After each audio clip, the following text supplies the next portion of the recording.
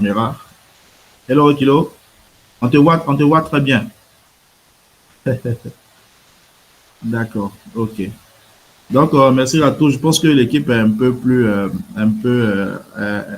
contient des membres de compétences variées, aussi bien au niveau de l'analyse des données, de la gestion de projet, du suivi et évaluation. Donc, tout compte fait, le suivi et évaluation, c'est quelqu'un qui est polyvalent. C'est pour cela que ce domaine-là, que moi particulièrement, me passionne parce que c'est vraiment un métier qui est polyvalent.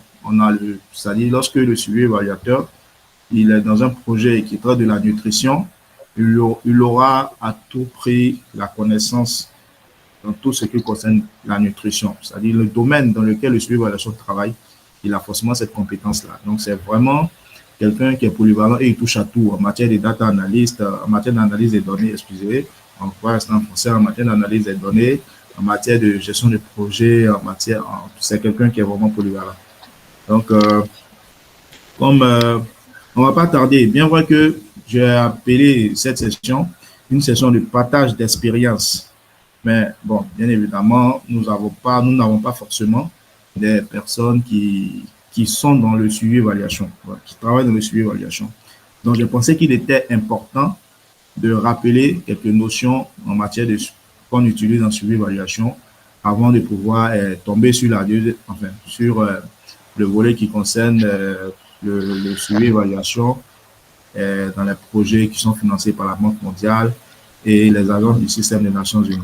Pourquoi j'ai choisi ces deux options, c'est que je suis actuellement sur un projet qui est financé par la Banque mondiale. Du coup, je me sens à l'aise d'intervenir à ce sujet et de vous parler un peu de ce qui est fait en matière de suivi évaluation.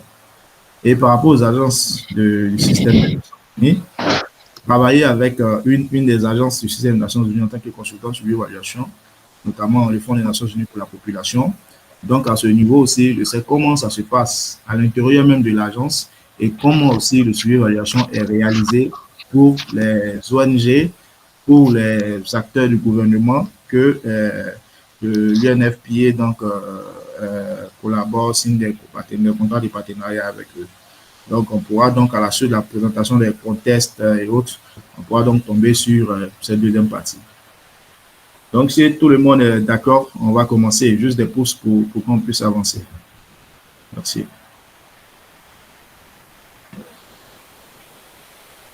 Je vois plus mon écran.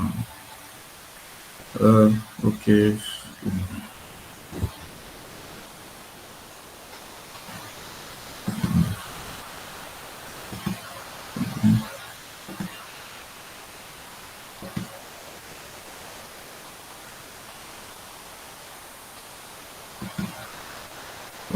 OK.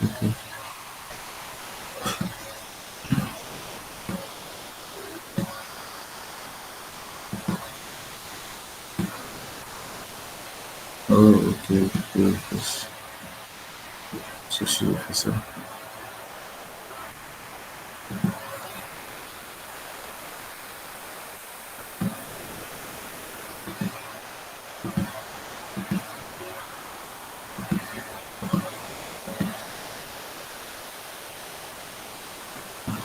OK.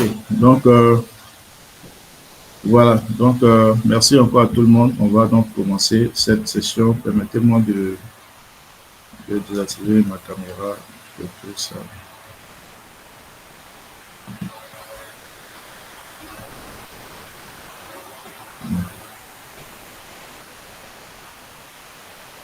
OK, bon, ça marche, ça peut rester. Non.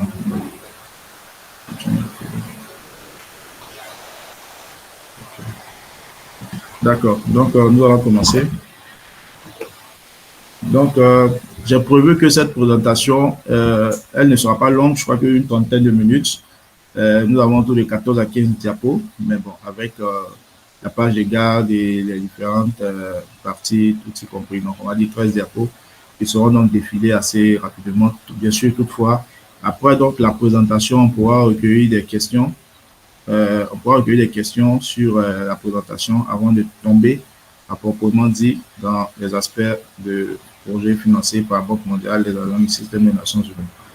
Donc, la présentation va donc s'articuler autour de la première partie, qui est notamment, bon, bien sûr, on va donc procéder à définir les concepts, les concepts en suivi et évaluation, ce qui est logique.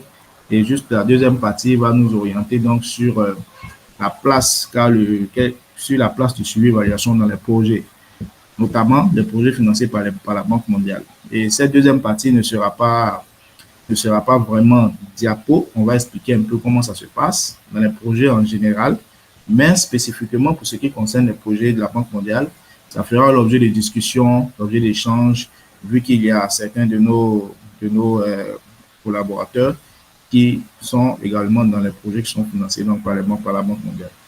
Pour ce qui est de la première partie, la définition des concepts, on tombe déjà sur la définition du thème suivi évaluation.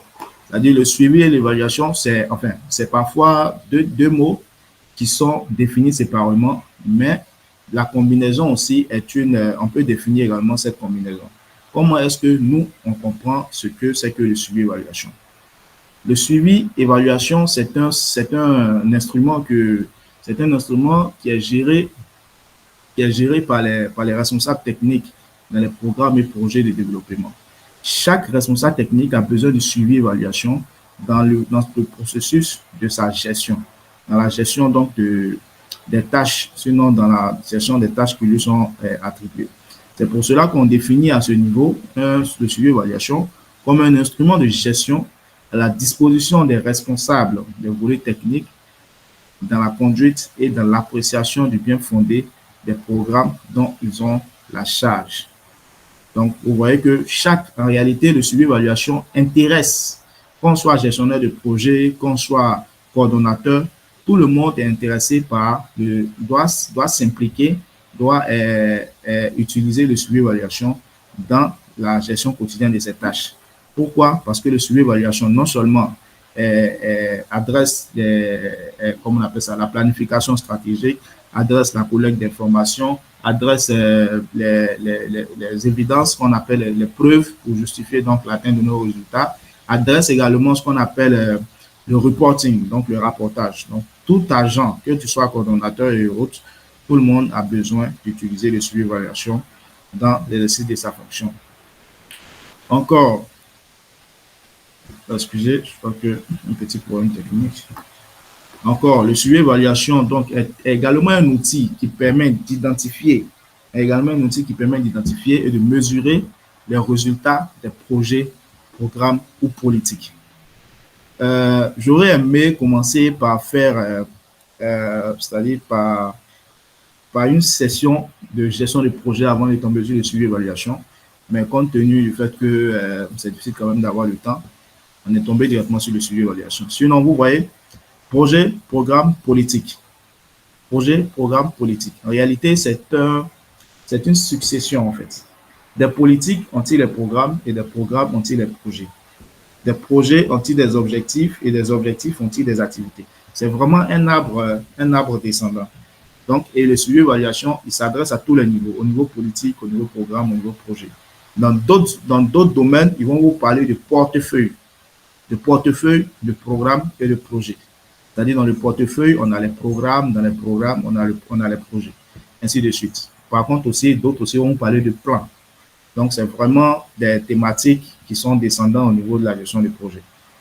Pour avancer encore, pour en revenir, le suivi-évaluation, c'est également un processus. Comme je le disais tantôt, le suivi-évaluation est également un processus. Mon chien, là, je l'enlève comme ça ne veut pas la vue.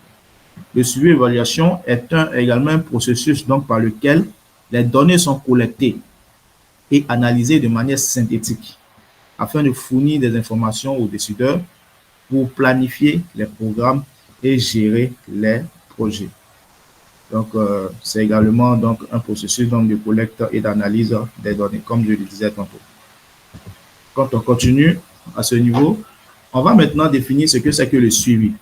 Après avoir défini la composante, le mot composé, suivi, évaluation, c'est important maintenant de revenir et de définir de façon spécifique c'est quoi le suivi. Comme on le dit, suivre quelque chose, c'est regarder cette chose-là dans le temps. voir son évolution et espérer que ces choses-là puissent atteindre les résultats escomptés. Donc, la définition du suivi qui nous est présentée ici nous dit que le suivi est un processus continu de collecte et d'analyse d'informations pour apprécier comment un projet, un programme ou une politique encore est mis en œuvre en comparaison avec les performances attendues. Donc, par la définition du suivi qui est justement sur ce diapo, vous comprenez qu'on ne peut pas faire un suivi s'il n'y a pas de délai. On ne peut pas faire un suivi s'il n'y a pas d'objectif, c'est-à-dire de cible par rapport à ce qui est attendu. Donc, le suivi, c'est par rapport à un délai, c'est par rapport à une cible bien définie. Donc, c'est ce que cette définition nous dit. Il faut collecter régulièrement les données par rapport au délai qui est attendu et par rapport à l'objectif qu'on souhaite atteindre. Une autre définition du suivi nous informe que le suivi, c'est une estimation continue de la mise en place d'un programme. Dans le contexte, je ne vais pas répéter à chaque fois programme, projet politique. Je vais juste choisir le mot qui est en premier et ensuite continuer la phrase. Cela vous a été expliqué. Donc, le suivi, c'est une estimation continue de la mise en place d'un programme dans le contexte des calendriers d'exécution et de celui de l'utilisation des services fournis par la population visée. Et cela en fonction des prévisions établies au moment de la conception du programme.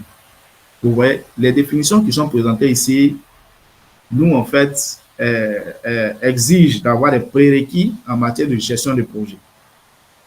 Comme je l'ai dit, dans la gestion de projet, il y a les KPI, il y a 3 facteurs qui nous intéressent dans la gestion de projet. Il y a le coût qu'on regarde, c'est-à-dire on regarde le coût, la qualité et le délai. Et c'est ces indicateurs de ces trois angles-là qui nous permettent d'assurer un meilleur suivi de nos projets et de notre programme.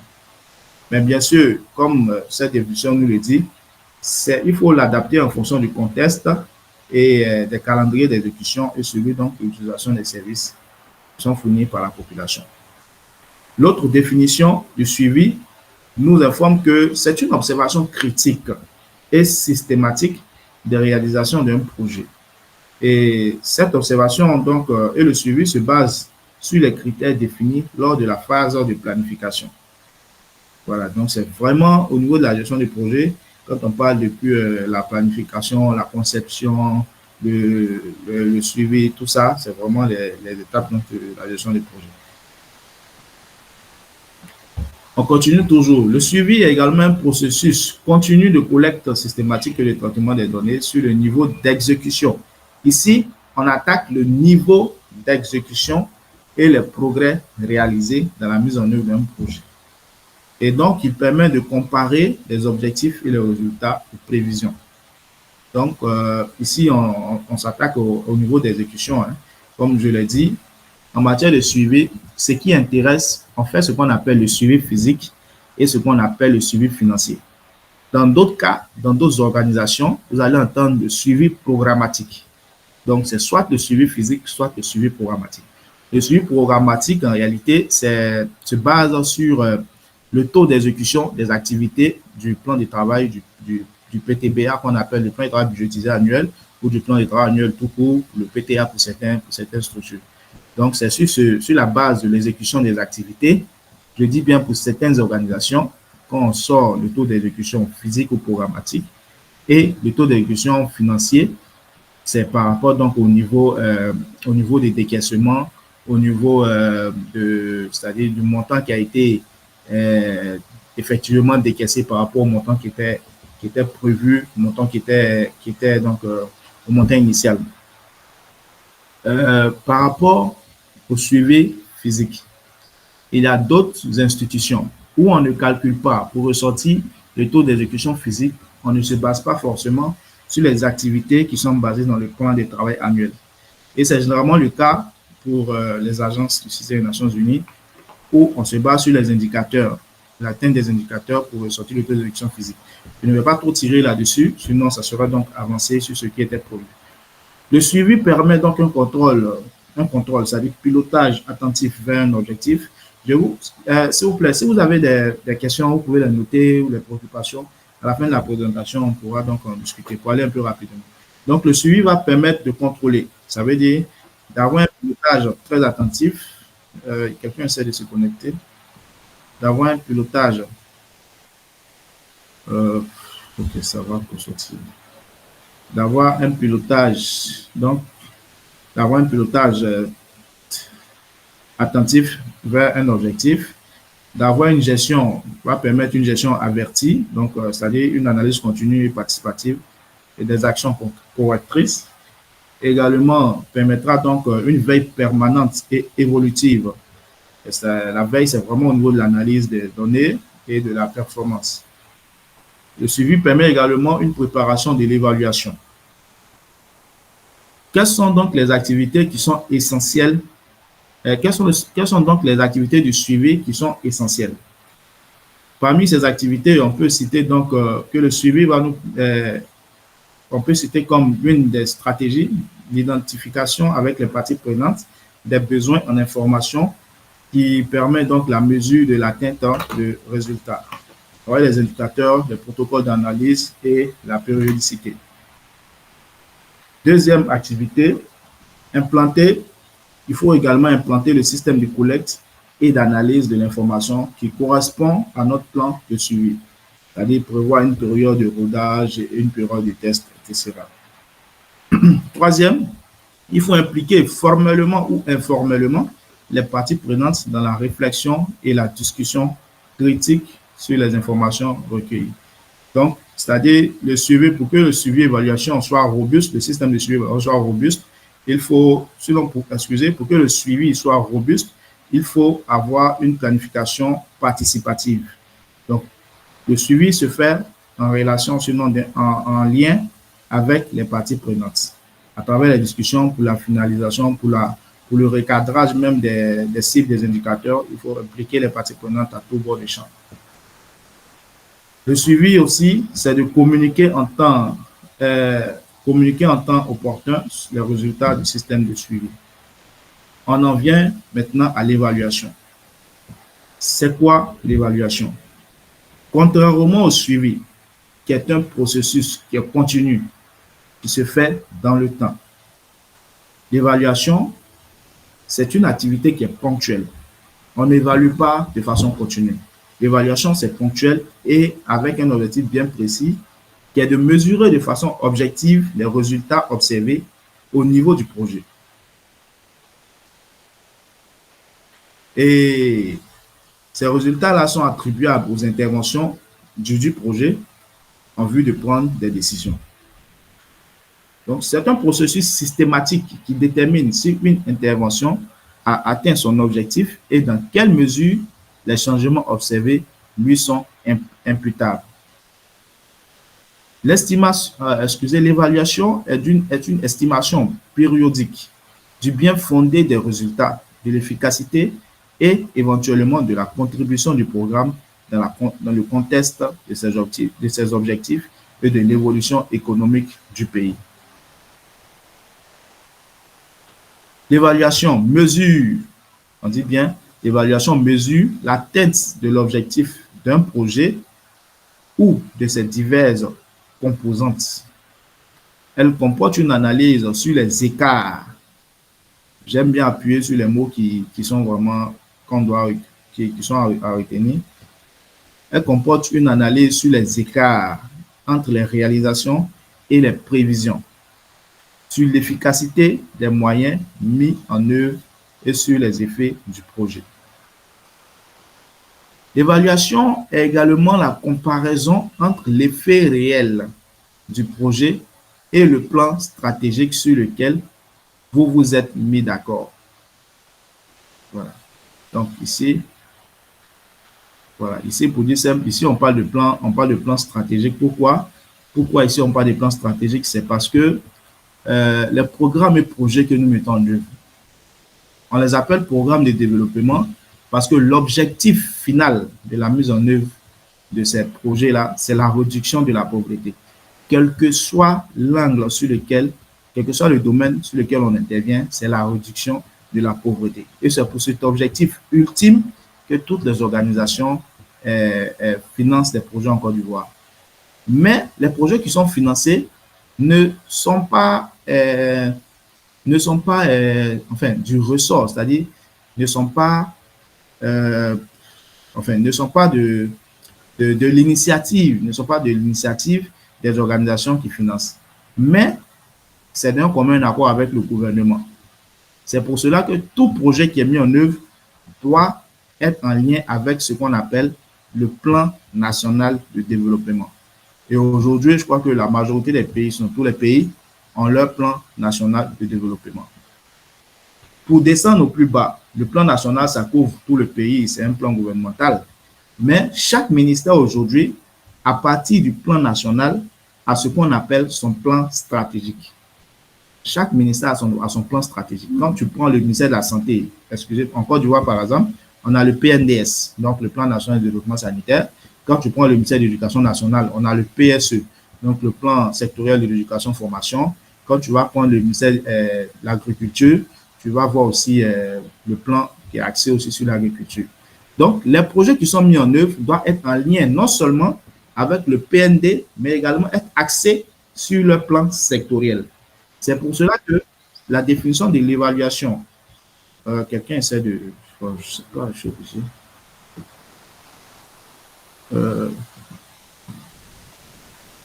Quelqu'un veut participer. Tout accepter. Ok, excusez-moi, j'ai dû rebattre mon truc. Un petit problème technique, comme on a l'habitude de le dire. Je vais essayer de voir ça.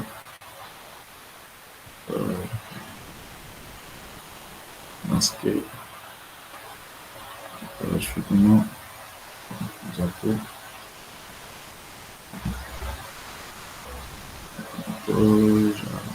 le partage.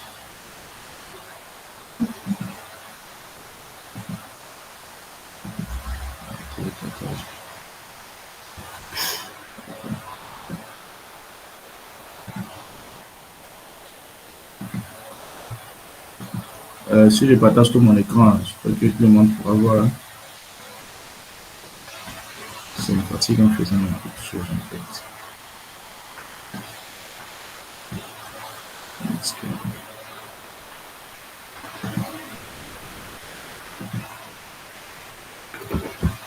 Voilà. Est-ce que vous voyez mon écran, s'il vous plaît? Ok, merci. D'accord. Donc, comme je disais, c'est pour cela qu'on nous apprend que l'évaluation est vraiment une comparaison entre l'effet réel du projet et le plan stratégique. Donc, et on dit qu'elle a pour but de déterminer si les objectifs du projet exprimés en termes de produits directs, d'effets et d'impact sont ou seront atteints. Voilà, donc ici on parle de produits, effets, impact. Ça encore, ça peut faire l'objet d'une autre présentation parce que lorsqu'on parle de produit, effet, impact, ça nous amène directement à la chaîne de résultats, à une chaîne de résultats. Voilà, donc on ne va pas trop débattre sur ce sujet, peut-être que ça fera l'objet peut-être d'un protège-partage d'expérience. L'évaluation donc implique une appréciation des résultats obtenus et des conclusions à tirer en vue d'améliorer les phases ultérieures du projet ou les autres projets du même type qui seront donc exécutés ailleurs. L'évaluation permet de fournir des informations pour améliorer une intervention, donc c'est un but stratégique. L'évaluation permet également de fournir de l'information pour améliorer une intervention en cours de route. Voilà, en cours de route, un but formatif. Donc, vous pouvez constater avec moi que lorsqu'on nous dit que l'évaluation permet de fournir des informations pour améliorer une intervention, ici, vous pouvez constater qu'on parle plus ou moins de l'évaluation, on va dire finale, l'évaluation finale d'un projet ou l'évaluation d'impact. Lorsqu'on nous dit que l'évaluation permet de fournir des informations pour améliorer une intervention en cours de route, ici, on nous parle d'une évaluation à mi-parcours. Et ici, on nous dit aussi que l'évaluation nous aide donc à déterminer les effets d'une intervention pour décider s'il faut la maintenir, la transformer de façon importante ou l'arrêter. Donc, également, ça s'inscrit aussi donc, dans une évaluation donc, à mi-parcours ou l'évaluation finale. L'évaluation vise à contribuer à l'avancement des connaissances, à l'élaboration théorique, donc le but fondamental ou recherche évaluative. Ici, ce tableau nous dresse donc les points de les différences ou la complémentarité, donc la différence et la complémentarité entre suivi et évaluation. Au niveau des objectifs, on voit que le suivi, ça c'est pour synthétiser, hein, donc le suivi, il vise à améliorer l'efficience, modifier le plan d'activité ou l'affectation des ressources. Tandis que l'évaluation examine les relations causales conduisant des activités aux résultats, expliquer pourquoi certains résultats attendus n'ont pas été atteints. Le suivi vise à clarifier les objectifs et leur transformation en indicateurs de performance. L'évaluation va examiner la mise en œuvre du projet. Le suivi compare régulièrement les réalisations par rapport au plan d'opération. L'évaluation, à son niveau, va fournir des renseignements, améliorer l'efficacité, les effets, l'impact de la future programmation. En termes d'activité, le suivi va définir les indicateurs. Bien sûr, il faut qu'on définisse les indicateurs pour pouvoir suivre les différentes composantes du projet. Recueille régulièrement des informations en termes des données, que ce soit qualitatives, quantitatives, recueille régulièrement les informations. Compare le plan d'opération. Donc, comparaison donc avec le plan d'opération. On fait des comptes rendus, ce sont des activités. Les comptes rendus ou bien les réunions de suivi, ce sont des activités en matière de suivi. L'évaluation va apprécier, va mesurer systématiquement les effets. Recherche, va effectuer des recherches de causalité par des méthodes rigoureuses. Des méthodes rigoureuses pour parler des évaluations d'impact. Quelle est la fréquence? Au niveau du suivi, comme on l'a dit, le suivi est périodique. Le suivi est périodique. Quand on dit périodique, cela veut dire que de façon continue, c'est-à-dire sur une durée bien précise. Le suivi peut se faire de façon journalière, de façon hebdomadaire, mensuelle, trimestrielle, selon les variables et les programmes. Selon les programmes, je préfère le dire ainsi. Épisodique, c'est-à-dire l'évaluation est épisodique, donc se fait à mi-parcours également, en fin de programme, a posteriori.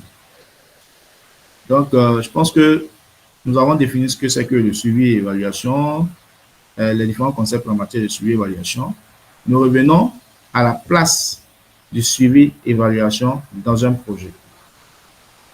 Donc, le suivi et évaluation vise donc à améliorer le pilotage et l'efficacité des projets en impulsant des prises de décision suite à des difficultés rencontrées, en impulsant la mise en œuvre de nouvelles activités pour être sûr d'atteindre les objectifs, en impulsant la revue de certains objectifs trop ambitieux à la baisse. Ici, à ce niveau, j'ai envie de faire un peu une pause pour vous expliquer un peu. C'est-à-dire, souvent, il arrive qu'au moment de la planification, on soit, comme on l'a dit, on soit trop ambitieux par rapport à la cible des indicateurs que nous identifions. Généralement, dans les programmes et projets de développement, je ne vais pas trop revenir dessus, les indicateurs, dans le courant de l'année, on suit de très près les indicateurs de produits. Donc, les outputs, on les suit de très près, qui sont, eux, parfois trimestriels. On fait des reporting sur ces indicateurs. Et quant aux indicateurs d'effet, ils sont pour la plupart annuels. On essaie de les reporter de façon annuelle. Pour tout. Donc, il peut arriver que, lorsque notre cas de résultat est dressé, il peut arriver que il y a des indicateurs pour lesquels les cibles ont été, je vais dire, surestimées. Les cibles ont été surestimées. Donc, c'est grâce, c'est-à-dire le suivi évaluation qui va nous orienter, qui va nous aider à dire que cet indicateur-là, elle a été surestimée et donc il est question donc de réviser l'indicateur. Mais il faut dire que c'est un truc qui ne se fait, ça ne se fait pas comme ça. La révision des cibles d'un indicateur ne se fait pas comme ça. On attend le moment opportun, c'est-à-dire au cours de la revue. C'est à travers la revue à mi-parcours. On doit donc faire une revue à mi-parcours de notre programme ou de notre projet et à partir des conclusions, des recommandations de cette revue, procéder à la révision de certaines cibles. Voilà. Il faut que cette revue arrive à nous confirmer que l'indicateur, effectivement, au regard d'un certain nombre de critères, a été surestimé. Donc, il est question de la réviser. Et donc, c'est pour ça que on nous dit que en impulsant la revue de certains objectifs qui ont été donc trop ambitieux, donc à la baisse. En impulsant également une facilité de prise de décision multi-acteurs sur des bases objectives. Le suivi et l'évaluation dans les projets visent aussi à faciliter une compréhension du projet partagé par tous les acteurs. Et donc, cela se penche sur le contenu du projet afin de le concrétiser vers les activités de celui-ci. Amener les parties prenantes à parler le même langage, tant sur les objectifs visés par le projet que sur ce à quoi il aboutit réellement. Il permet de partager et d'analyser. Il permet le partage et l'analyse de concert, les réussites et les échecs. Quelque chose qui a sauté ici. Voilà. Il permet de partager et d'analyser de concert les réussites et les échecs. Rendre compte. Donc, dans les projets aussi, le suivi nous aide à rendre compte et à communiquer sur nos résultats. Donc, le suivi permet de communiquer auprès des partenaires et de rendre compte de façon objective de l'état d'avancement du projet et des résultats qui sont obtenus. Il permet de négocier avec les partenaires d'une évolution des objectifs. De plus en plus, aujourd'hui, on ne parle plus de suivi-évaluation simplement. On parle de suivi, évaluation, redevabilité et apprentissage. Donc, c'est le système MEL. Monitoring and Evaluation, Redevability and Learning. Donc, c'est le système MEL. Donc, on capitalise et on apprend. Donc, cela se traduit par, c'est-à-dire en termes de gestion de projet, il peut permettre ultérieurement de dimensionner un projet de façon plus réaliste en termes de connaissances sur le secteur d'intervention. Donc, mieux connaître un portefeuille de projets, agréger les données. Et donc, je crois que c'est le dernier qui nous intéresse. Donc, je pense que j'espère ne pas avoir été trop long. C'était juste de vous présenter brièvement les définitions du concept en matière de suivi et évaluation. Donc, sur ce, je pense que j'ai fini cette présentation.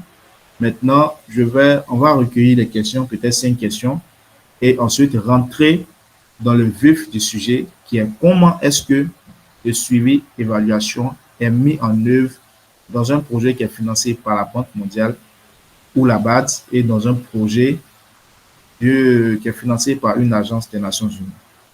Donc, on attend des différentes questions. Merci. Allô? Allô? Oui, il y a une partie où vous avez parlé de différents types de suivi là. D'accord. Suivi somatique, informatique, ainsi de suite. Est-ce que vous pouvez davantage... évaluation? Oui, oui.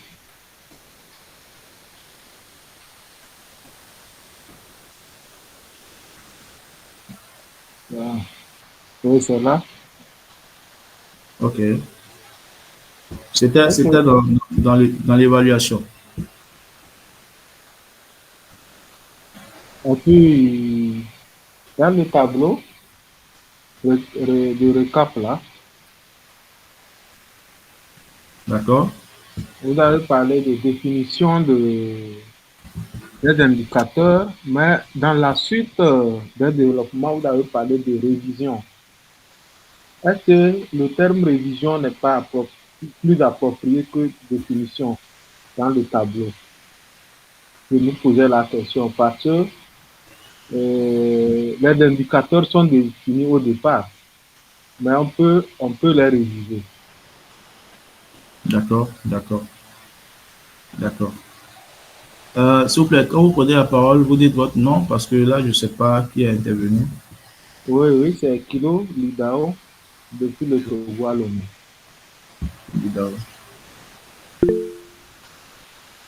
D'accord, c'est bien noté.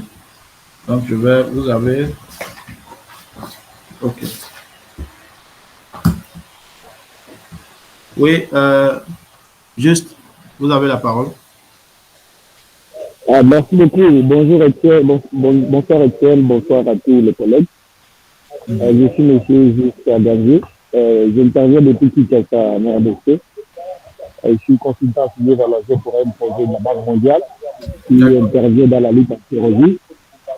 Donc vraiment j'ai été intéressé de participer à cette activité, mais bon, j'avais un rôle à faire, je viens à peine d'atterrir sur Kinshasa.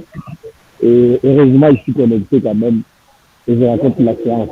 Donc c'est vraiment passionnant, c'est très intéressant de faire cette séance, surtout en termes de partage d'expérience parce qu'il y a beaucoup de défis, il y a beaucoup de confusion sur ce que spécialiste affilié se doit normalement délivrer, et surtout pour les projets de la Banque mondiale, spécialement en RDC, où on se retrouve que contrairement à d'autres collègues comme les spécialistes à partir des marchés, les spécialistes en gestion financière, etc., où à ce regard, ils ont des unités, des cellules qui pilotent directement leurs activités au niveau des bureaux de la banque. On s'est rendu compte que les spécialistes affiliés vers l'action, ils n'ont pas ces cellules quand même au niveau de la banque mondiale, je parle de la banque mondiale, et ça fait en sorte qu'il n'y a pas vraiment une forme de référentiel méthodologique qui harmonise la stratégie, les outils, etc. au niveau de suivi et évaluation des projets. On a fourni quelques points pour partager l'expérience de ceux peut-être d'entrer justement dans le débat comme vous le pensez de parler. On a fourni les efforts de pouvoir faire une forme d'harmonisation méthodologique pour avoir des résultats pour avoir un reporting harmonisé pour les portefeuilles de la banque en RDC. Mais on s'est rendu compte que c'est compliqué parce que quand on s'est rencontré avec tous les projets du portefeuille à Kinshasa pour la réunion, on s'est rendu compte que monsieur, oui. Il y a un peu trop de bruit externe qui fait qu'on a du mal à vous entendre. Je suis désolé, je disais que je suis à l'aéroport. Donc je peux même écrire. Hein. D'accord. Donc vous pouvez écrire, on va lire et puis. D'accord, merci bien. Donc une autre intervention, on a ça pour 10 minutes. Une autre intervention par rapport à la présentation. Oui, Étienne. Merci beaucoup, Étienne, pour cette présentation. La préoccupation que j'ai est relative à une information que vous nous avez communiquée d'entrée de jeu au départ. Il est vrai qu'à ce moment-là, j'ai eu un petit souci de connexion, donc j'avais un peu de mal à comprendre ce qui se disait. Mais de ce que j'ai cru comprendre, vous avez dit que la pertinence d'un projet au début est évaluée selon le QCD, si je ne me trompe pas, donc qualité, coût, délai. Donc, je voudrais en fait revenir sur le thème qualité.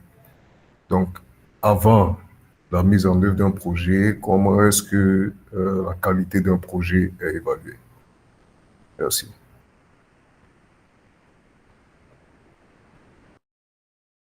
D'accord, merci beaucoup, Itiel. Une autre personne, pour l'instant, au titre des questions, on a eu la question de Kilo, la question de Itiel, l'intervention de Juste. Quelqu'un d'autre, s'il vous plaît?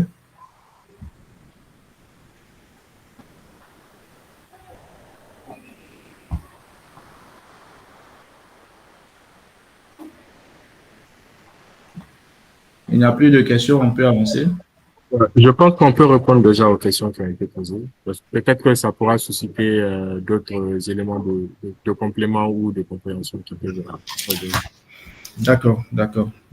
Donc, pour répondre à la question comme je dis, c'est une séance de partage d'expérience. Donc, si quelqu'un a une réaction à une question, à une réponse à ces questions, la personne peut donc réagir. Donc, pour ce qui me concerne, la question de Kilo, je crois que Kilo disait que le suivi évaluation révise, vu que les indicateurs sont déjà définis au départ. Donc, pour lui, il pense que le suivi donc révise les indicateurs et ne les définit pas. Comme je le disais à l'entrée du jeu, le suivi et l'évaluation, c'est un champ vaste. C'est un champ vaste. Il existe des projets, sinon des structures. Bon, je vais parler en termes de projets.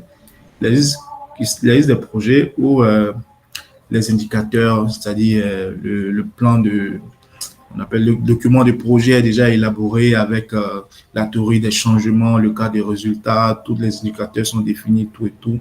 Il existe ces cas. Il existe aussi des cas où le suivi évaluation doit lui-même identifier les indicateurs. Il doit construire sa théorie des changements et son cadre logique. Donc ça, généralement, il s'agit des structures généralement qui s'inscrivent dans une logique, je vais dire une griffe de mobilisation des ressources. Moi, heureusement, comme je le dis, actuellement, je suis assistant, mais j'ai pu avoir cette opportunité-là de travailler avec les Nations Unies où on a beaucoup travaillé en matière de suivi, évaluation, notamment même au niveau de l'élaboration, comme on appelle des concept notes, des notes conceptuelles pour la mobilisation des ressources.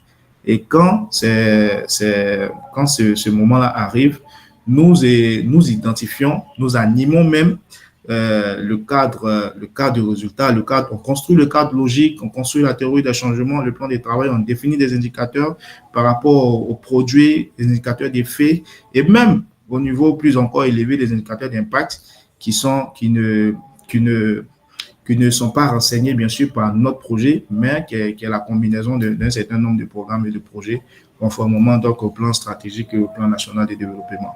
Donc pour dire que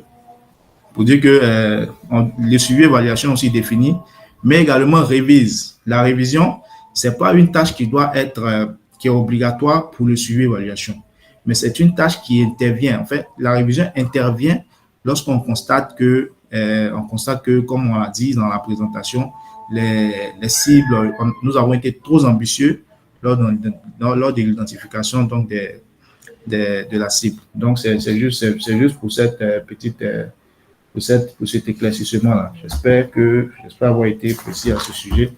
Maintenant, pour ce qui concerne ETL, je crois qu'ETL a demandé comment mesurer la qualité d'un projet, c'est ça, non, ETL? Comment mesurer la qualité d'un projet? Voilà. Donc, le suivi évaluation, comme je l'ai dit, en principe, j'ai fait ce qu'on appelle la planification stratégique, le suivi, évaluation et la qualité. Généralement, je vais laisser d'abord le volet indicateur. Le suivi, évaluation, c'est quelqu'un qui veille à la qualité à tous les niveaux d'un projet. Je dis c'est quelqu'un qui veille à la qualité à tous les niveaux d'un projet. Quand on parle de qualité, par exemple, je vais prendre le contexte des données. Lorsque vous avez un indicateur qui nécessite qu'on réalise, même pas qu'on réalise des enquêtes, vous avez un indicateur qui est renseigné à la suite de la mise en œuvre de plusieurs activités et autres, et que vous avez l'obligation de renseigner l'indicateur. Les données vous parviennent et autres, et vous arrivez à faire des calculs pour ressortir le niveau de l'indicateur. Mais vous avez le devoir, en tant que suivi évaluation, de vous assurer que les données que vous recevez là sont de qualité. Et ça, c'est la première des choses. Les données sont de qualité.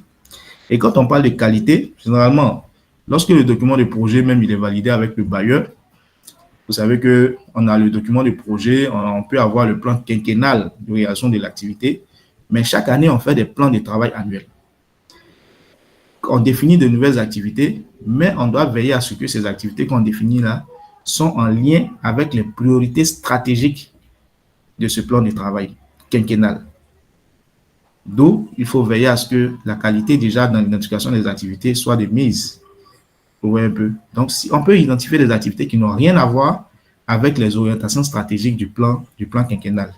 Donc, ce faisant ainsi, vous allez voir que en tant que suivi évaluateur, vous n'avez pas fait cette assurance qualité-là qui va vous permettre d'atteindre vos objectifs. Et au finish, on va se trouver avec des ressources qui sont dépensées et les objectifs qui ne sont pas atteints. Donc, c'est comme ça que je perçois la qualité au niveau d'un projet. Maintenant, comme on l'a dit, il n'existe pas d'indicateur de qualité. Il y a même indicateur de délai. On veille à la qualité, on veille au respect du délai, on veille aussi, comment on appelle ça, à l'atteinte des coûts, enfin, je ne dirais pas atteinte, mais à l'utilisation efficiente des ressources qui nous sont allouées. Donc, c'est justement ça, le rôle donc, du suivi et évaluation. Donc, je pense que Etienne est d'accord. Donc, les deux projets, je vois le message de notre expert juste. Pareil, opportunités sont importantes pour les experts du secteur, surtout en termes de partage d'expérience. Super, effectivement. Donc, c'est dommage que juste sont en train de partir pour nous laisser, il est déjà à l'aéroport. Donc, il aurait pu nous orienter, on aurait pu bénéficier très bien de son expertise. Donc, je pense que on peut à présent tomber sur le suivi évaluation dans les projets qui sont financés par la Banque mondiale. Je vais dire que moi, avec la Banque mondiale, oui, Adama, votre micro est fermé, Adama. D'accord. Donc, merci Étienne. En fait, je voulais justement contribuer à tes deux interventions, justement, sur les deux cas. Déjà, je vais commencer par l'histoire de la qualité. En fait, dans la présentation, tu as parlé des effets des produits et de tout ce qui s'ensuit. En fait, ce serait même important, justement, d'amorcer ce pan de suivi évaluation qui va justement étayer l'histoire de la qualité. Parce que la qualité, surtout la qualité des livrables, la qualité des données, c'est surtout de la responsabilité du suivi évaluation de s'assurer que effectivement ce qui est demandé, ce qui est livré, est justement conforme à ce qui a été demandé et contribue justement à l'objectif de développement du projet. Justement, donc c'est très important lorsque on va peut-être aborder des questions sur les effets, les produits, les impacts. On verra la pertinence justement de la qualité au début. Maintenant, je pense que lui, sa question aussi, c'était orientée sur la qualité au début du projet. Parce qu'il faut savoir, comme Étienne l'a dit, un projet est développé justement sur la base d'un besoin qui est exprimé. C'est des besoins qui sont exprimés, c'est des constats. Et ces constats, lorsque ces constats sont relevés, le projet vient répondre justement à ce besoin, à cette insuffisance qui est justement, ou bien à cette inégalité qui est constatée au niveau des États. Donc, c'est justement dans ce cadre-là que on évalue la pertinence des recommandations qui sont peut-être issues des différentes études, des différentes tout ce qui est des différentes études justement, des différents constats qui sont énoncés. Et sur la base de ça, on élabore un projet. Donc, la qualité justement est définie dès le début, parce que ça doit répondre à un besoin. Et en ce moment, la qualité des livrables sont suivies. La première intervention, je pense, vous pouvez me rappeler déjà la question, sur la première question qui a été posée. Et quand tu peux me rappeler déjà la première question. Désolé, je parlais le micro fermé. La première question, c'était par rapport aux indicateurs. Le suivi, est-ce que OK, justement, la révision des indicateurs. En fait, pour moi, tu as touché le mot. Justement, la révision intervient, par exemple, au moment de la révision du projet où on regarde justement est-ce que le recalibrage des cibles, est-ce que les cibles qui ont été, entre guillemets, hein, les cibles qui ont été initialement prévues, est-ce que ces cibles pourront être atteintes? Est-ce qu'il faut faire une adaptation par rapport au contexte? Il peut y avoir des évolutions sur l'environnement, parce que c'est l'environnement et c'est le terrain qui prime. C'est vrai, on peut définir des cibles au début, mais si au moment de la mise en œuvre du projet, au moment de la mise en œuvre des activités, on trouve que, par exemple, pour une population qui était ciblée au début, en raison des conflits, il y a eu un déplacement massif. Ou lorsqu'il y a des déplacements forcés, on est obligé de revoir aussi la cible, soit à la hausse, soit à la baisse. Et justement, cette révision-là, la revue à mi-parcours, c'est l'occasion idéale de revenir, de réviser les indicateurs. Parce que ce n'est que, par exemple, pour les projets financés par la Banque mondiale, ce n'est que au cours de la revue à mi-parcours que les révisions peuvent être réalisées. Donc, sans ça, on ne peut pas faire de révision.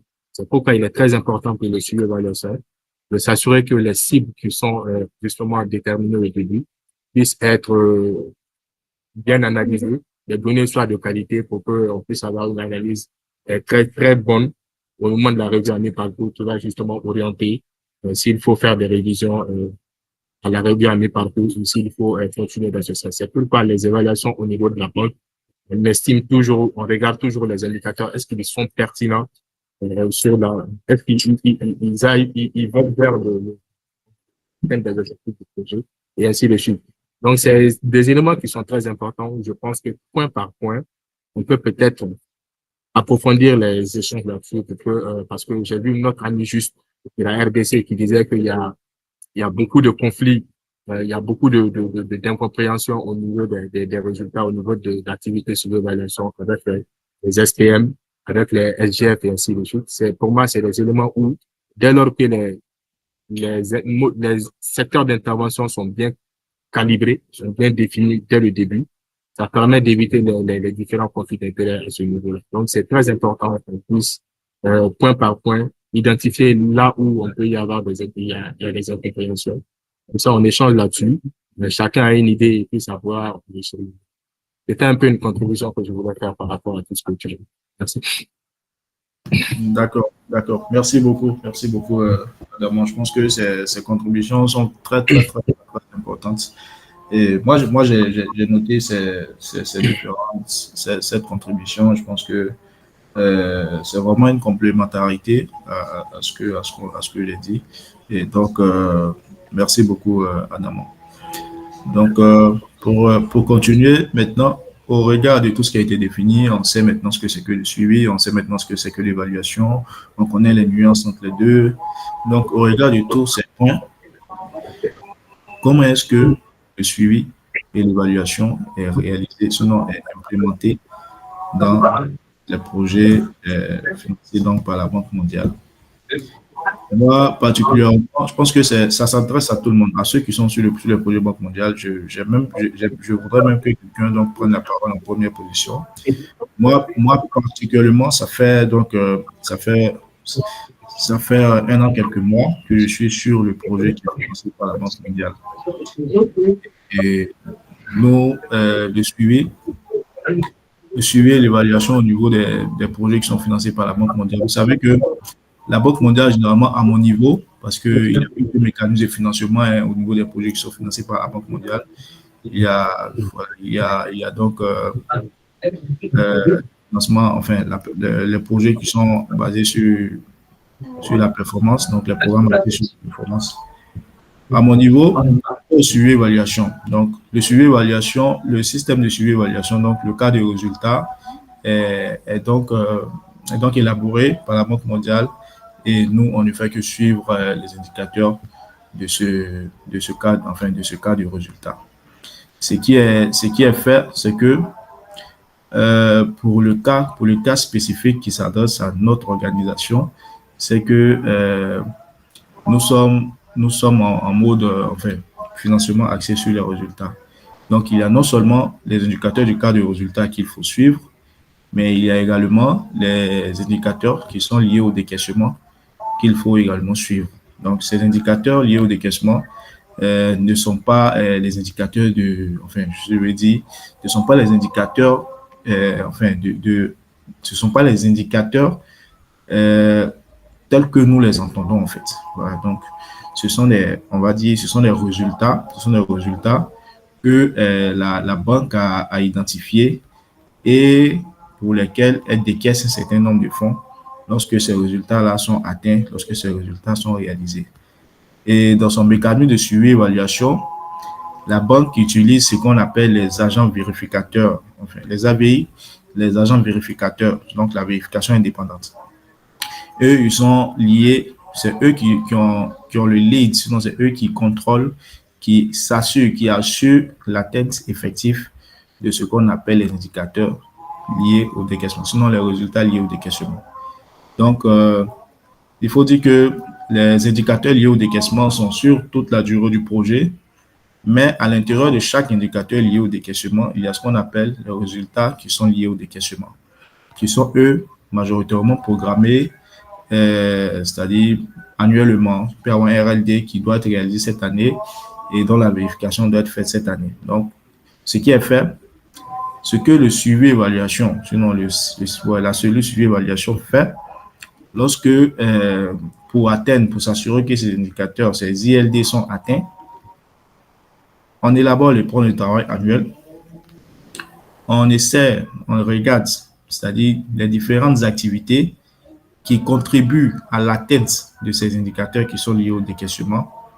On essaie de faire un plan de suivi avec ces activités-là parce que c'est le cœur du projet qui est là. Voilà, donc c'est le cœur du programme. Si ces indicateurs ne sont pas atteints, on ne pourra pas recevoir les financements. Donc, on essaie de regarder spécifiquement les activités qui contribuent à l'atteinte de ces RLD, donc de ces résultats liés au décaissement, et on essaie de les suivre afin de s'assurer que ces activités seront réalisées. Et conformément aux documents de preuve qui sont requis par les agents vérificateurs, on essaie de s'assurer en lien avec la partie gouvernementale, donc en lien avec les partenaires du ministère, que les dispositions sont prises pour que, à la fin de la réalisation de ces activités, on ait ces documents d'évidence, ces documents de preuve qui seront remis à l'agent vérificateur pour sa vérification. Donc, avec ces bases, je vais dire anticipatrices, on arrive à réaliser, à atteindre ces résultats qui sont liés au décaissement. Donc, ça, c'est un premier pas. Donc, le volet indicateur lié au décaissement. Maintenant, on a le cadre de résultat. Le cadre de résultat, c'est dans ce cadre-là qu'il y a des indicateurs qui sont identifiés par domaine de résultat.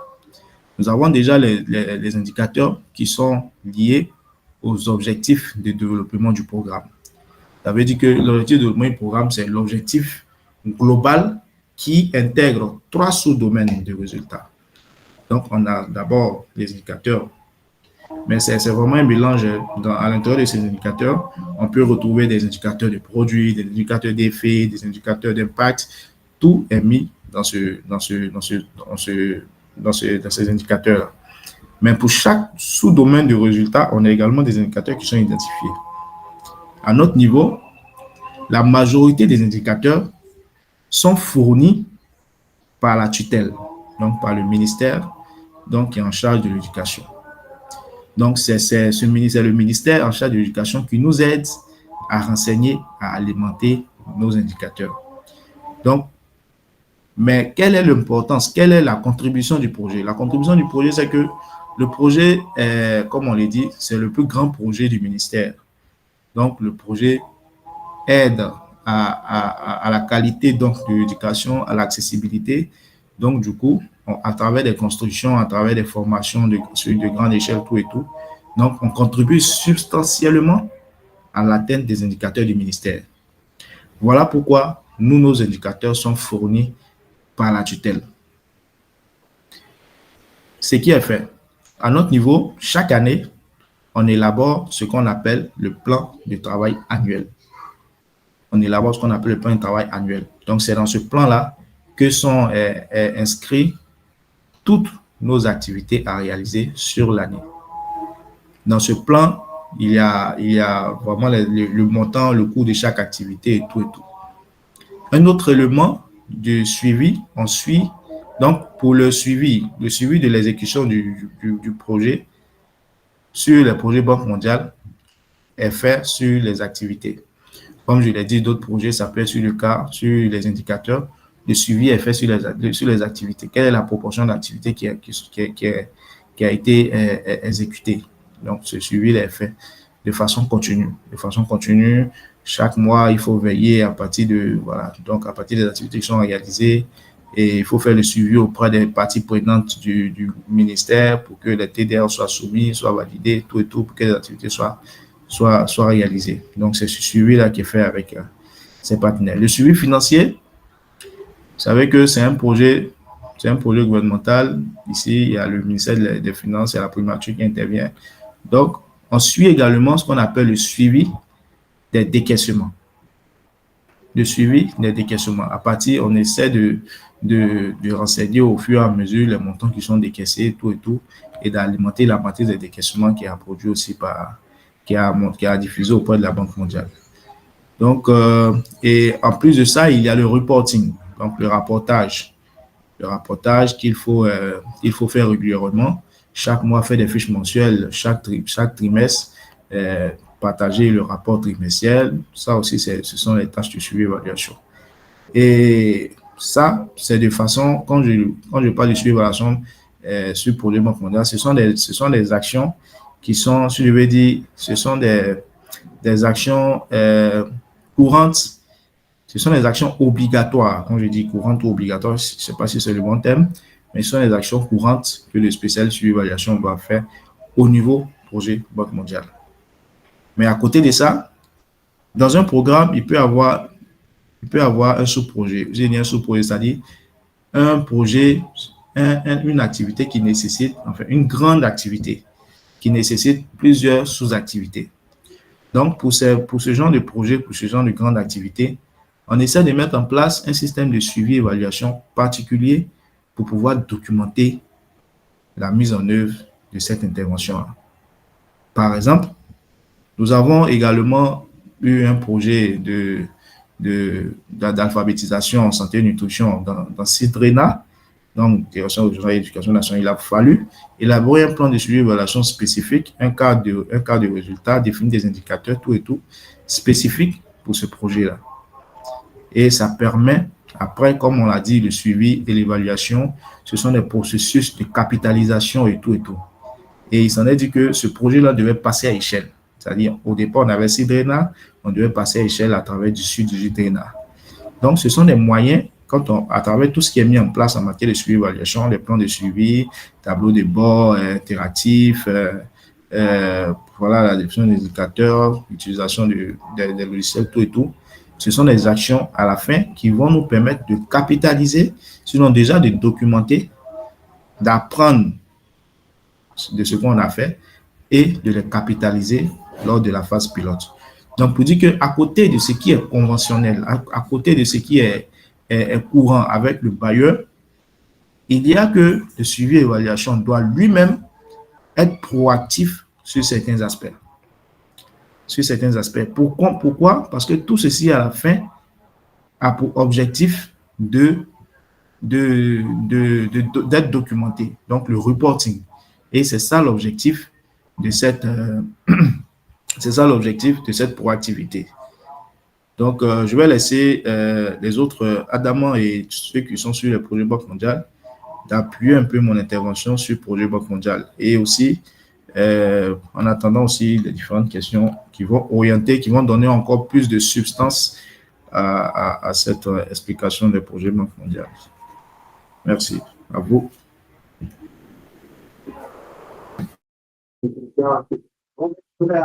Merci Étienne pour toutes ces explications.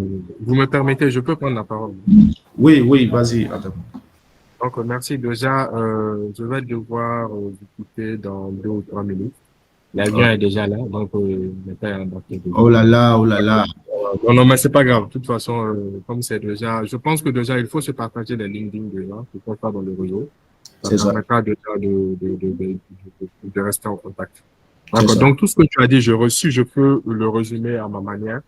C'est que, déjà, ce qu'il faut comprendre, que dans les projets Banque mondiale, déjà, à la conception du projet, déjà, avant la mise en œuvre, il y a un cost table je sais pas, c'est le plan quinquennal qui c'est sur 5 ans, de mise en œuvre du projet qui est élaboré, qui est convenu, justement, avec la tutelle et la Banque mondiale.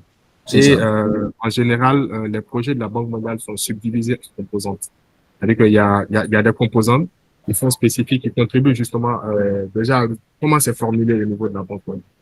On formule un objectif de développement du projet qui vient répondre à la question, au besoin qui est identifié, à l'insuffisance qui est identifiée, pour répondre à cette besoin. Donc, Donc, du coup, il y a un objectif de développement du projet qui est OK. Et sur la base de ça, cet objectif de développement est divisé maintenant en composantes. Et dans ces composantes, dans chaque composante, il peut y avoir 2 ou 3 sous-composantes qui définissent cela et qui vont, entre guillemets, donner des grandes lignes des activités à réaliser sur tout ce qui doit être fait. Par exemple, je donne sur un projet d'infrastructure, par exemple, composante 1, il faut développer des infrastructures sociales de base, par exemple. Et en composante 2, il faut maintenant peut-être faire moins de il faut aller contribuer au relèvement des priorités qui sont touchées par les interlocuteurs. Donc, vous voyez que dans ça, sur la base des composantes qui sont définies, on met des sous-composantes en place, et c'est sur la base de cela que le poste de est fait sur les 5 ans.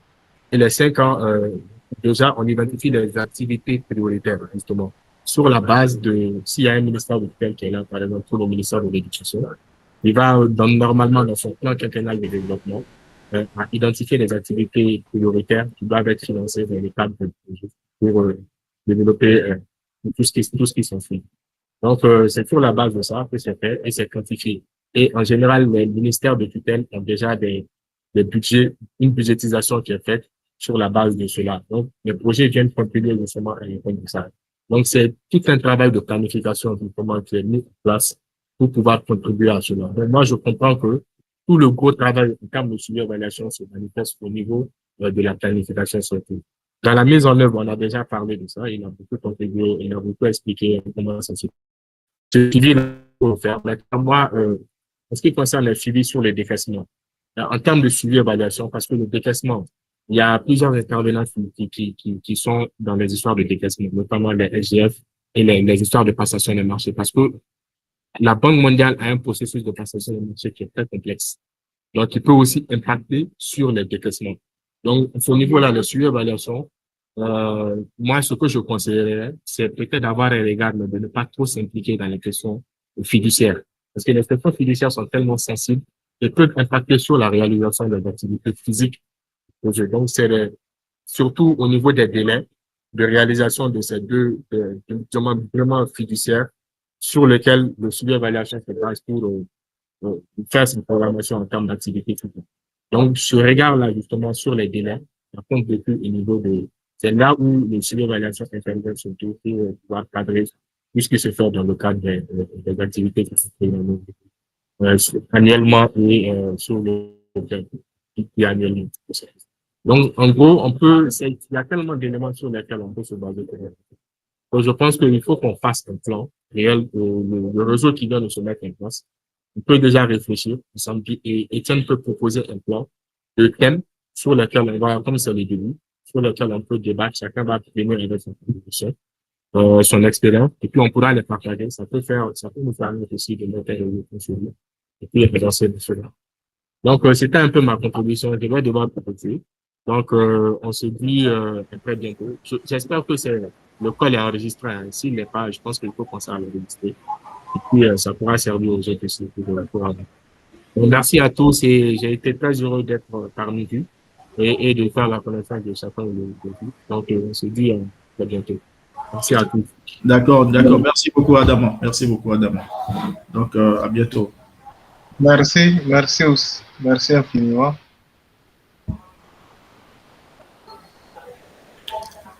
D'accord. Donc, il y a notre collègue. Il y a notre collaborateur Adama qui a eu une diligence et qui nous a laissé. Oui, il a parlé d'un point important. Est-ce que la réunion elle est enregistrée? Bizarrement, je n'ai jamais essayé d'enregistrer sur Google Meet. Je ne sais pas si c'est possible. Est-ce que ce n'est pas une version qui est payante? Quelqu'un sait comment le faire? Non, je ne pense pas que ce soit possible sur Google Meet.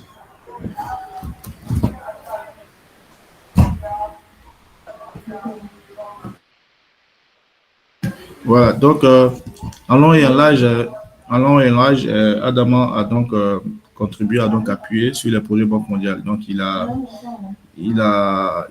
est aussi rentré dans les détails depuis donc le plan stratégique, donc le document de programme, le document de projet qui est donc élaboré par la Banque mondiale avec la tutelle et descendu même par rapport au décaissement, au suivi du décaissement. Comme il a dit, c'est vraiment un processus qui implique différents acteurs, passation des marchés, responsables administratifs financiers, la primature, tout et tout. Et donc, pour lui, selon lui, au regard donc, de la sensibilité des aspects financiers, il suggerait que le suivi d'évaluation ne soit pas trop impliqué dans ces processus. Je suis aussi d'accord d'avis avec lui parce que c'est vraiment un domaine qui est un peu stressant, je l'avoue. Donc, je pense que s'il n'y a plus d'intervention par rapport au projet Banque mondiale, moi, je vais parler donc des agences du système des Nations Unies. Mais étant donné que c'est une variété, il y a plusieurs agences des Nations Unies, je vais m'attarder sur ce qui est fait par le Fonds des Nations Unies donc, pour la population.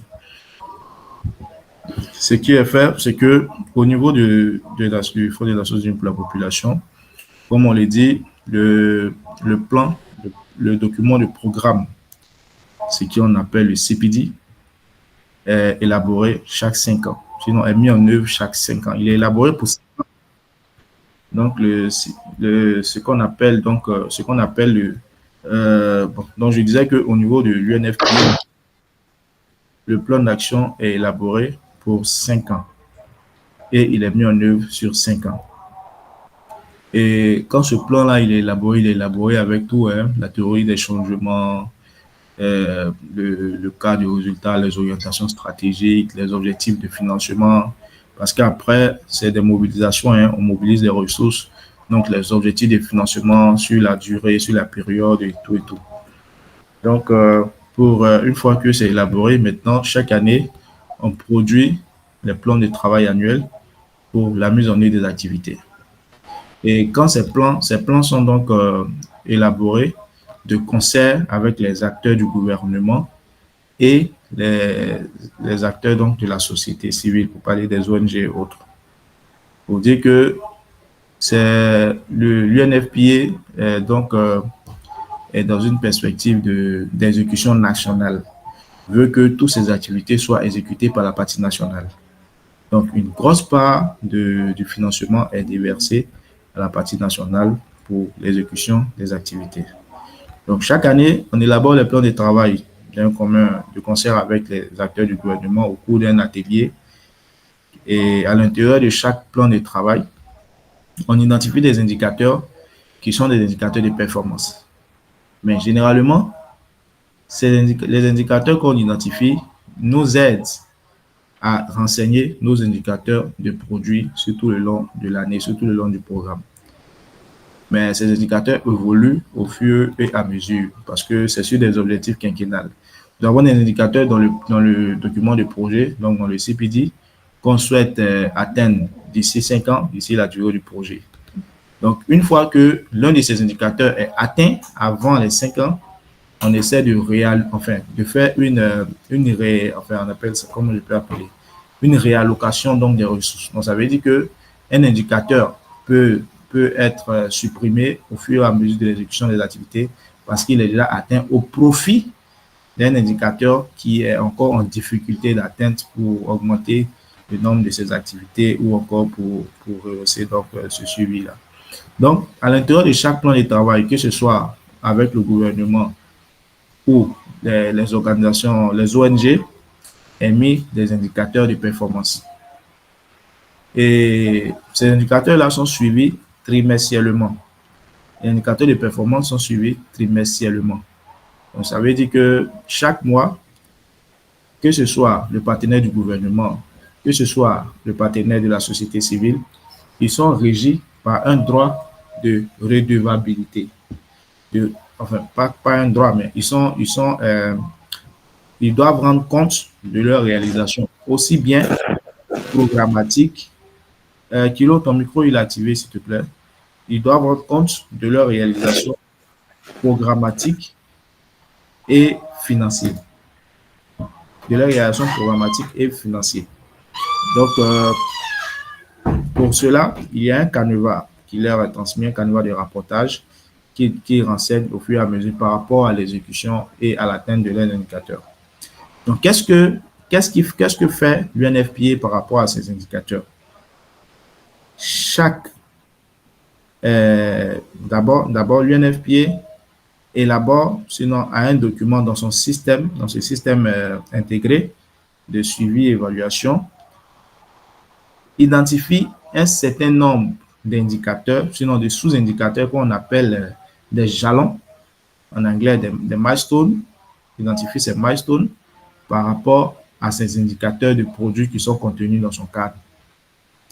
Et ces indicateurs sont à renseigner sur une période qui est bien spécifique. Donc, ce qui est fait, c'est que chaque trimestre, l'UNFPA reçoit de ses parties prenantes, de ses partenaires, des documents de preuve par rapport à la réalisation de certaines activités par rapport à un certain nombre de données qu'ils transmettent par rapport enfin, pour la réalisation de leur activité. Donc, on procède donc à l'assurance qualité, à la revue qualité de ces documents. Et une fois qu'on est sûr que ces données, les données sont correctes, les données sont exactes, on confirme et on renseigne dans le système. On fait une cumulation et on renseigne dans le système. Et ce processus-là est fait trimestriellement. Donc ça veut dire que dans le processus normal, c'est comme ça que l'UNFPA fonctionne avec ses partenaires pour renseigner. Excusez, l'UNFPA fonctionne. Là, j'arrive, comme ça, on arrive. Donc, c'est comme ça que l'UNFPA fonctionne avec ses partenaires, excusez, pour renseigner donc son cadre de résultats. Voilà, donc, une autre chose par rapport au rapportage, l'UNFPA, à partir du rapport d'avancement, parce qu'on appelle ça le rapport d'avancement, l'UNFPA compile et fait ses rapports par produits, voilà, parce que c'est des produits. L'UNFPA fait ses rapports par des produits à travers les spécialistes du domaine et compile pour faire donc son rapport périodique. Comme je le disais, par exemple, par rapport à l'UNFPA, par rapport au taux d'exécution, à l'UNFPA, on ne parle pas de taux d'exécution physique, mais on parle de taux d'exécution programmatique. Et à la différence de certaines organisations qui déterminent le taux d'exécution en rapport avec le niveau d'activité, le nombre d'activités qui est réalisé, l'UNFPA déjà a une matrice de performance. Excusez. L'UNFPA et donc, comme je disais, à la différence des autres organisations qui calculent le taux d'exécution de leur activité à partir du nombre d'activités du PTBA qui est réalisé sur le nombre d'activités qui sont prévues, les agences du système des Nations Unies, notamment l'UNFPA, définit dans son cadre, c'est-à-dire un cadre, c'est-à-dire à partir des indicateurs de performance, qui sont contenus dans le plan de travail de chaque partenaire et les cibles de ces indicateurs, l'UNFPA évalue en fonction de l'atteinte de ces différents cibles pour attribuer un taux d'exécution à chaque direction, à chaque partenaire de mise en œuvre. Mais également, l'UNFPA fait pareil, sinon cette agence fait pareil pour ce qui concerne ses propres activités programmatiques. Mais ce calcul-là n'est pas fait, comme je le dis, sur les activités opérationnelles. Quand je dis opérationnel, cela veut dire les activités de recrutement, les activités d'achat, les éléments du procurement, ce genre d'activités. Voilà, l'UNFPA ne prend pas ça en compte dans son calcul. Il peut y avoir un indicateur qui adresse l'exécution, le taux d'exécution du plan de formation. Ça, c'est un indicateur. Ça peut être aussi dans le plan de suivi. Mais les autres activités de façon spécifique, telles que les affaires du procurement, ne sont pas de façon spécifique intégrées dans ce plan d'évaluation. Donc, pour revenir à ce que je disais, c'est que le taux d'exécution physique, sinon le taux d'exécution programmatique au niveau de l'UNFPA n'est pas réalisé sur le nombre d'activités du PTBA, mais sur les indicateurs de performance. Vous comprenez un peu? Donc, sur les indicateurs de performance. Parce que nous, en général, enfin pas nous, je ne suis plus là-bas, ce qui est fait, en général, ils ne vont pas regarder, ils ne vont pas veiller à ce que les activités soient réalisées trait pour trait. Ce qui importe à ce niveau, c'est l'exécution financière. Parce que au bout de l'échelle, celui qui a réalisé, celui qui a exécuté tout son plan de travail et qui n'a pas pu dépenser les ressources qui lui sont attribuées, c'est noté mal. C'est noté mal et ça peut poser un problème de ressources. Donc, à la limite, il vaut mieux se concentrer sur l'exécution financière et sur l'atteinte des indicateurs. Parce que si les indicateurs ne sont pas atteints aussi, on aura aussi des difficultés avec le bailleur. Donc, avec les bailleurs. Ça veut dire en termes d'atteinte des résultats, on n'atteint pas les résultats, mais également en termes financiers, on ne dépense pas. Alors qu'on sait tous que nous vivons dans un environnement où les ressources sont rares alors que les besoins sont illimités. Mais comment se fait-il que malgré que les besoins sont illimités, les ressources, on n'arrive pas à les dépenser? Donc, du coup, ça crée un frais à la mobilisation des ressources. C'est pour cela que, au niveau des agences, notamment du NFPA, ils sont beaucoup plus axés sur l'exécution sur l'atteinte des indicateurs et l'atteinte et l'utilisation des ressources. Donc, c'est un peu ça la différence entre UNFPA et d'autres activités et d'autres agences. Et non seulement le suivi évaluation au niveau des agences est très vaste. Est très vaste parce que ça adresse la collaboration avec les autres agences et même le suivi évaluation qui est dans une agence, il est tenu d'être intégré dans le suivi évaluation avec le groupe technique de suivi évaluation du cadre de coopération et de développement durable. Voilà, donc pour revenir justement sur cette affaire des cadres de coopération et de développement durable, c'est que contrairement aux autres organisations dont les activités sont en lien avec le plan national de développement et le plan sectoriel, les agences du système des Nations Unies ont leurs activités qui sont en lien non seulement avec le plan sectoriel, le plan national de développement, mais aussi le cadre de coopération de développement durable et également les objectifs de développement durable. Donc ça fait quatre domaines qui sont concernés, sur lesquels, mais également le plan stratégique du siège de l'agence. Donc ça fait 5 documents stratégiques sur lesquels les activités s'appuient. Et le suivi évaluation au niveau des agences des Nations Unies ne se fait pas, sinon les activités, les plans ne s'élaborent pas sur la base des besoins. Aux Nations Unies, le suivi évaluation est basé sur l'approche, basée sur les droits humains, est axé sur l'approche basée sur les droits humains.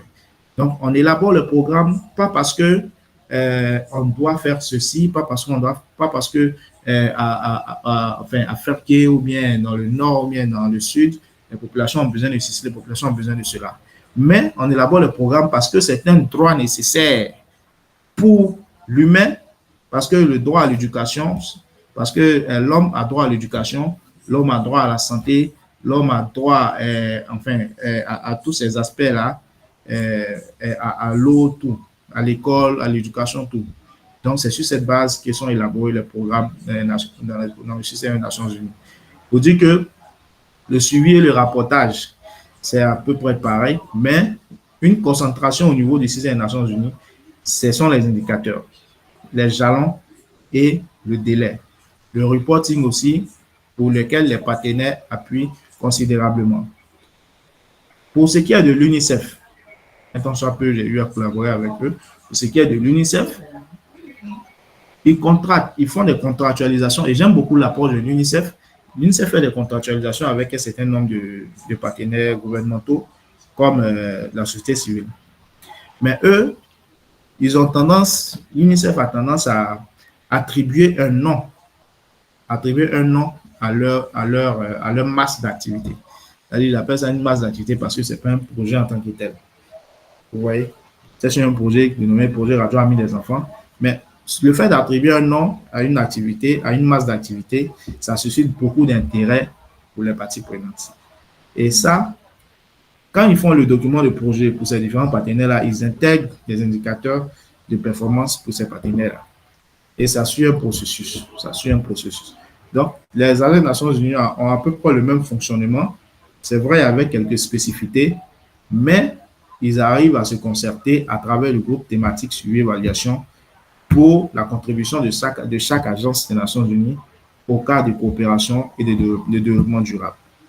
Donc, brièvement, je pense que les questions vont aider à mieux structurer cette question de suivi évaluation au niveau de l'UNFPA. Donc, on va prendre quelques questions ou bien une autre contribution par rapport aux agences du SNU et puis évoluer. Allô? Oui, allô, Kilo? Oui, merci infiniment pour la qualité de la présentation depuis le départ. Donc, c'est par rapport à la question de l'élaboration des projets au niveau des Nations Unies en tenant compte des droits de l'homme. J'allais aussi ajouter que, en fait, Quand on parle de droits de l'homme, il faut aussi voir l'agenda 2030 qui est en quelque sorte les 17 ODD, quoi. Donc, c'est par rapport aux ODD, à la question de l'atteinte des ODD. C'est ça, justement. Du développement durable, qui sont au total 17, qui ont remplacé les OMD entre-temps. Donc, c'est ce que je voulais ajouter. Merci. D'accord, d'accord. Merci beaucoup, Kilo. Effectivement, quand on parle de CDD, c'est ça, les 16 ODD. C'est pour ça que le bureau du coordinateur résident donc, aux Nations Unies a donc mis en place un système qu'on appelle UN Info. Dans ce UN Info, il y a la contribution des agences. C'est pour cela qu'ils ont fait différents groupes de résultats. Donc, ils ont fait un groupe résultat éducation, un groupe résultat agriculture, un groupe résultat santé. Tout ça pour s'assurer que les agences du système des Nations Unies mènent des activités qui contribuent à l'atteinte de ces ODD-là. Et le groupe technique suivi-évaluation a comme pour rôle de s'assurer, c'est-à-dire de la coordination et le suivi de ces différents groupes de résultats. Mais en réalité, le CDD, c'est-à-dire pour cette contribution au CDD, il n'y a pas de financement pour chaque agence. C'est ce qui est fait habituellement par chaque agence, qui est documenté et qui est mis en lien avec les effets et les initiatives, les effets et les initiatives de chaque secteur, de chaque champ du CDD. Donc, c'est vraiment ça. Donc, l'objectif global avec les gens du système des Nations Unies n'est rien d'autre que l'agenda 2030. Oui, Kilo? Oui, je voulais, par rapport à la question de... Comment on l'appelle? Vous avez évoqué un concept tout à l'heure, ça m'a échappé. Bon, je vais revenir sur ça. Quand il va me rappeler. Le mot est parti, quoi. Ah, d'accord, d'accord. Bon, j'ai parlé de groupe de résultats, j'ai parlé de GTSE, le groupe technique suivi évaluation. J'ai parlé de, voilà, donc de la coordination et du suivi des initiatives du CDD. Voilà, donc, mais bon, on y reviendra. Donc, une autre des questions, des contributions. Allô? Oui, Kilo? Voilà. Je voulais demander quelque chose par rapport à votre développement précédent. La qualité et le suivi par rapport à la qualité des activités. C'est un véritable débat au niveau des Nations Unies, puisque j'ai travaillé au PNUD pendant 4 années. D'accord. Et ça a été toujours un débat de voir quelle activité est de bonne qualité par rapport aux résultats attendus, aux indicateurs fixés. Souvent, c'était vraiment un véritable casse-tête. On en arrivait même à la mi-février, voire même début mars. On n'a pas pu signer les PTA parce que ça fait beaucoup d'allers-retours. D'abord entre les partenaires et nous-mêmes, et ensuite entre nous en interne. Et cela commence à la revue annuelle que nous faisons souvent en décembre. Ma question est de savoir, avec votre expertise aussi, comment trancher cette question de qualité des activités de manière à ce qu'il n'y ait pas trop de débats. D'accord. D'accord. Donc, par rapport à la qualité des activités, comment savoir, bon, si je comprends bien la question, la question est sur comment savoir qu'une activité est de qualité conformément aux objectifs du projet, c'est ça? Oui, exactement, c'est ça. D'accord. Donc, déjà, le suivi évaluation, comme je l'ai dit, une activité qui est de qualité, c'est bon, comment est-ce que les activités sont identifiées? Ça, c'est un. L'organisation a son plan stratégique. l'organisation a son cadre de résultat. Il revient lors de l'identification, c'est-à-dire pour le programme, je parle du programme même de l'agence. Donc, pour identifier ces activités, il faut, parce qu'on ne va pas aller chercher encore, puisque tout ce qui est fait, on le fait d'un commun accord avec la partie nationale. Mais il faut préciser en même temps que le plan, le document de projet, le plan quinquennal qui est élaboré là, il est axé, bien entendu, sur le programme gouvernemental. Donc, nous, au moment de la planification, on ne va pas encore aller regarder ce que doit être fait dans le plan national ou bien dans le plan sectoriel du gouvernement. On va se baser sur notre plan stratégique qui est déjà axé sur le plan sectoriel, le plan du gouvernement. Donc, on se base sur ça. On regarde nos indicateurs. Quels sont les indicateurs qu'on souhaite atteindre sur la durée du projet? On regarde ça. On essaie, parce que nous, au suivi d'évaluation, ce qu'on fait, c'est que on a la cible quinquennale. Donc, à notre niveau, on va faire un découpage annuel des cibles, de ces cibles qui sont des cibles quinquennales. On fait un découpage annuel. Et une fois que ce découpage annuel, sur la base de cet objectif annuel, on va élaborer donc le plan de travail. Le plan de travail qui est élaboré, on a l'objectif annuel. Pour le suivi sur l'année, cet objectif annuel-là, on va encore faire un découpage sur le suivi des trimestriels. On va encore faire un découpage de ces cibles-là en cibles trimestrielles pour le suivi trimestriel, chaque trimestre. Donc, en fonction de ces actions-là, on est plus ou moins orienté sur les activités qu'il faut prioriser pour l'atteinte de ces différents cibles, pour l'atteinte des priorités du projet. Donc, si par exemple, on sait que au premier trimestre ou bien à l'année 1, bien sûr, il est prévu de construire peut-être une école. Bien sûr, notre activité qu'on va identifier, on va mettre comme activité construction d'écoles, construction de trucs, pour s'assurer que la cible de l'indicateur sera atteinte à la fin de l'année. Et ce faisant ainsi, on voit tout de suite que cette activité qu'on a identifiée là, elle est déjà pertinente, ça c'est un. Maintenant, pour ce qui est de la qualité, il y a un gestionnaire de projet.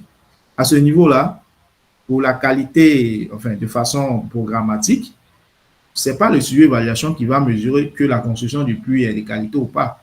Mais lui, il s'assure que l'activité, elle est pertinente.